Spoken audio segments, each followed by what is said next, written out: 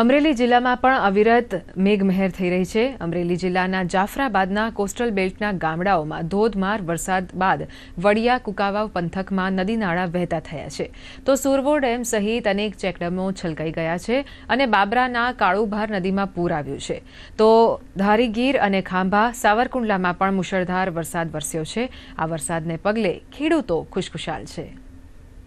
અમરેલી જિલ્લામાં અવિરતપણે મેઘમહેર થઈ રહી છે। ગત રાત જાફરાબાદ પંથકથી શરૂ થયેલો વરસાદ હજી પણ સાવરકુંડલા પંથક સાથે અમરેલી જિલ્લાના મોટા ભાગના તાલુકા મથકો પર વરસી રહ્યો છે। આપ જોઈ શકો છો હાલમાં સાવરકુંડલા શહેરમાં વરસાદી રૌદ્ર સ્વરૂપ ધારણ કર્યું છે।